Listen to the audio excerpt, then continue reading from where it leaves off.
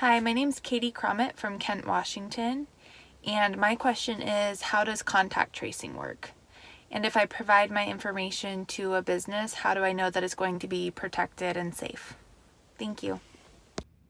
All right, let's go back to Mr. Antone for this. I know there's been some changes regarding contract tracing. Would you mind talking about that? Yeah, I think the big change from the governor's first announcement on the restaurant requirements to his requirements at the end that became final was the information sharing, guest registration became voluntary. That if you want to be contacted, the restaurant has to have a way for you to be contacted if there's an outbreak. And restaurants have no interest in keeping the log for long periods of time or being exposed to liability that you have with sharing private information.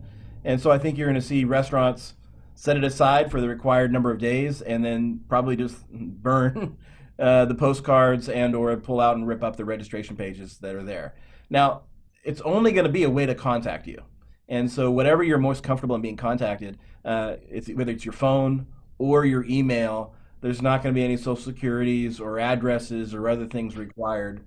It's simply a way for you to say, if a guest came in and had COVID-19, who was there in the time frame, and you're probably going to be safe, but we want to contact everyone and let the health department do their job in contact tracing. How can we get a hold of you? And so this is not going to be a massive medical form you have to fill out.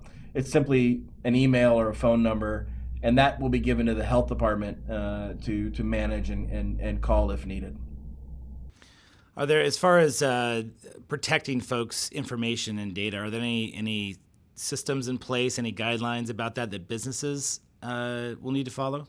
And then I'll Going to be doing it a little bit differently. I think some people are going to have like a wedding registration book when you come in, and if you'd like to leave your information, write it out. And it'll kind of sit near the front desk and up in an area where the other guests can keep an eye on it, or the other employees can keep an eye on it. Some people are going to have postcards that, like a comment card. If you want to be notified, fill out this and throw it in a lockbox, and then every kind of we'll keep those things in the back and throw them away.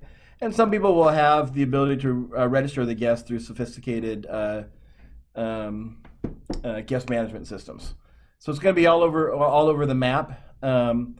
Most restaurants were not excited about the idea of customer registration, although we respect the need to try to make sure that if an outbreak occurs, we get it narrowed and identified as fast as we can. So I think restaurants are going to have no desire to carry the mandate on other than the time period to have the name. Mhm. And we were grateful that as part of phase two, there was conversation about adding the same requirement for keeping a log of transactions. We felt that that would be, just for one, an insurmountable amount of work. You can imagine someone coming into a store and buying a greeting card and having to track every single transaction. So we're fortunate that that was not required for retail in phase two. Certainly, if there was a tracing back to a retail establishment, most retailers have the ability to look at their transaction history during the day, and from that do a little bit of investigation as to who that customer was, how that customer was connected to the transaction. But certainly, we were pleased to see that not be embedded in the phase two requirements. Now, Renee, do you have voluntary requirements if someone wants to leave their name in case there's an outbreak?